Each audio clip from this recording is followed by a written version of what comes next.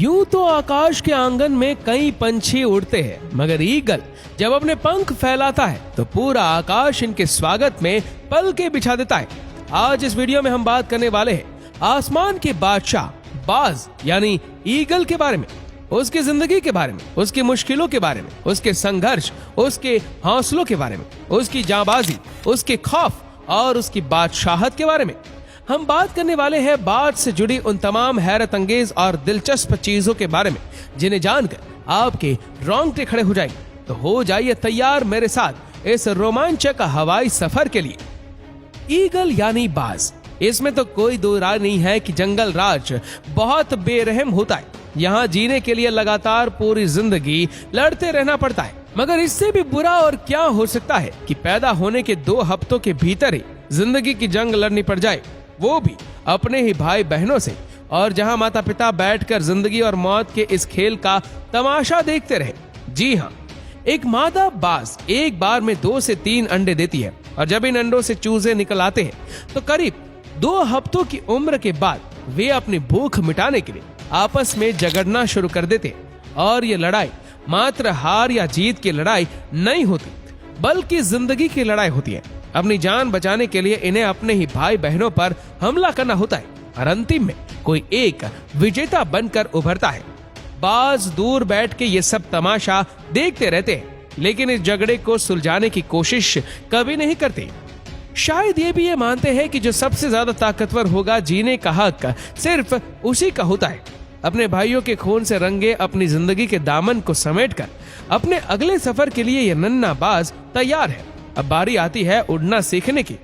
अगर पहला ही पड़ाव इतना खतरनाक था तो जाहिर सी बात है कि उड़ना सीखना भी कोई बच्चों का खेल तो होगा नहीं।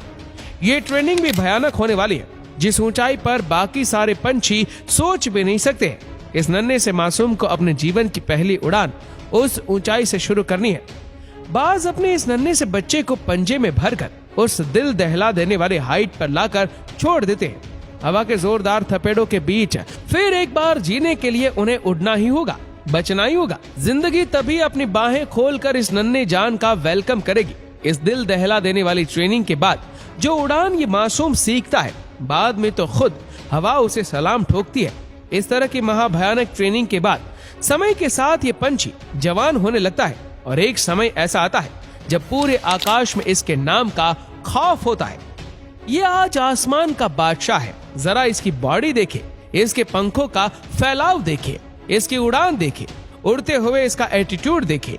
इससे भयानक और खूंखार शिकारी पक्षी दुनिया में दूसरा कोई नहीं। बाज गरुड़ की प्रजाति का ही एक पंछी है, मगर ये गरुड़ से थोड़ा छोटा होता है।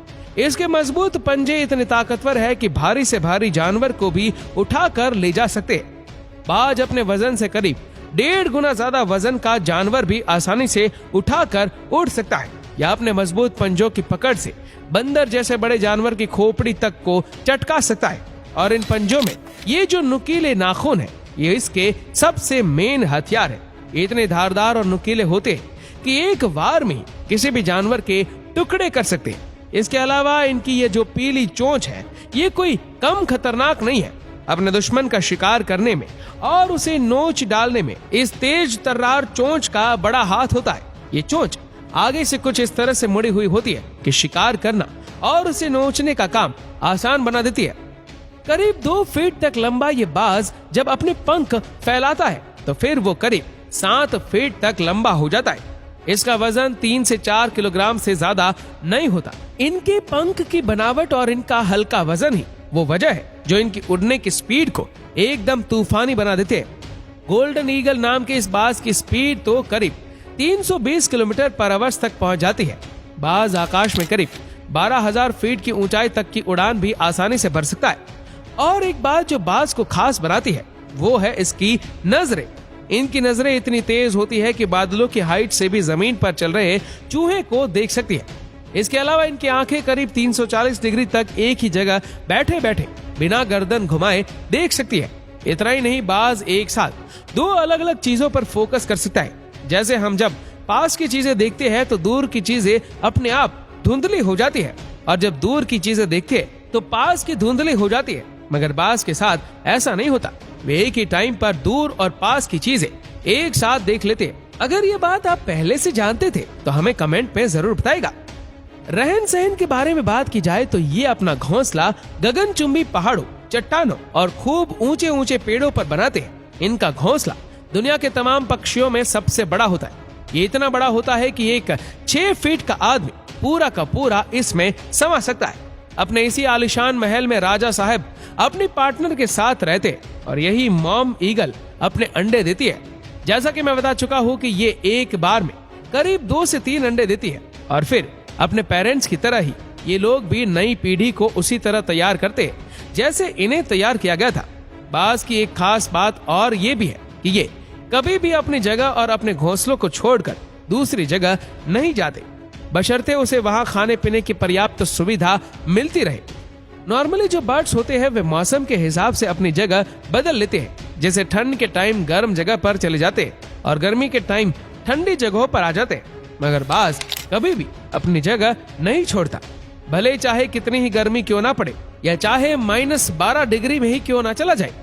ये एकमात्र ऐसा पक्षी है जो 70 सालों से भी ज्यादा समय तक जीता है। मगर जैसा कि हम शुरुआत से ही देख रहे, बाज की पूरी जिंदगी संघर्षों से भरी है, तो जाहिर है इतनी लंबी जिंदगी पाने के लिए भी बाज को कीमत चुकानी पड़ती है। बस यूं समझ लीजिए कि आसमान के इस बादशाह के सिर पर कांटों का ताज सजा है। जब बाज 35 से 40 के बीच की उम्र से गुजर रहा होता है, जिंदगी फिर एक बार उसका इम्तिहान लेती है। इस उम्र में आते आते इस पंछी की आगे से मुड़ी हुई चोंच इतनी ज्यादा मुड़ जाती है कि ये कुछ भी तोड़ने के काम नहीं आती। बेचारा अपनी चोंच खोलकर मुंह में कुछ डाल भी नहीं पाता। यहाँ इसके भूख से तड़पने का दौर शुरू होता है। इसके पंखों और पंजों का भी यही हाल हो जाता है। पंखों का वजन इस कदर बढ़ जाता है कि इसे संभाले नहीं संभलता। उड़ना तो दूर की बात है और पंजों के नाखून इतने बढ़ जाते हैं कि इसकी पकड़ कमजोर होने लगती है।